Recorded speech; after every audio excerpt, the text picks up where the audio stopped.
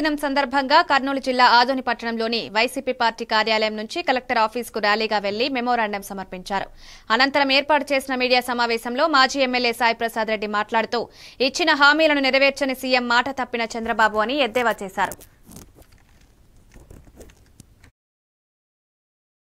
ఆదాయం కాదని చెప్పేసి 1,50,000 కోట్లు 1 yearలో అప్పు చేసి గతంలో కూడా ఆయన పరిపాలనలో ఆలోచన చేస్తే అప్పుడున్న బడ్జెట్ కానీ అప్పుడు ఉన్నటువంటి ప్రభుత్వంలో 4 లక్షల కోట్లు అప్పు చేసిన కానీ ఇవన్నీ ఏం చేశాడు?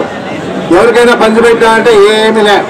ఏ రకంగా కూడా ఎలాంటి విషయంలో కూడా ఏ విషయంలో కూడా పంచిపెట్టా.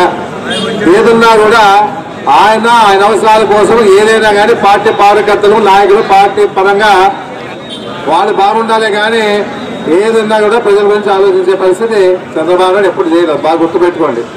ఏదన్నా నమ్మినారు ఈసారి ఏదో మళ్ళా ఆయనకి ఏదన్నా మళ్ళా ఇచ్చే మనసు ఉందేమో ఏదో ఇవ్వగలుగుతాడేమో అని చెప్పేసి ఆలోచన చేశారు.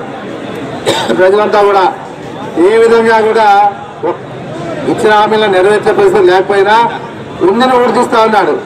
ఉండే కూడా ఊడిస్తూ ఉన్నాడు. ఆయన ఆ పరిస్థితి ఈరోజు చేస్తూ ఉన్నాడు. ఏదున్నా కూడా గతంలో చూడండి, రాజశేఖర రెడ్డి పరిపాలన చూడండి, చంద్రబాబు నాయుడు పరిపాలన చూడండి, జగన్మోహన్ రెడ్డి పరిపాలన చూస్తే అన్ని విధాలుగా ఆలోచన చేస్తే రాజశేఖర రెడ్డి గారు ప్రజానాయకుడిగా పేద ప్రజలకి అండగా రైతులకు అండగా అన్ని విధాలుగా అందరికీ అందుబాటులో ఉండే విధానాలు తీసుకొచ్చిన పరిస్థితి రాజశేఖర రెడ్డి గారు చేశారు. రైతులకు ఇచ్చిన మాట ఉచితంగా కరెంట్ ఇచ్చినాడు. ఆరోగ్యశ్రీ కార్యక్రమాన్ని పెట్టాడు. ₹2 కిలో బియ్యాన్ని ఇచ్చాడు. ఆ తర్వాత ఫీజు రియంబర్స్మెంట్ ఇచ్చాడు పేదలు చదువుకోవాలని చెప్పేసి.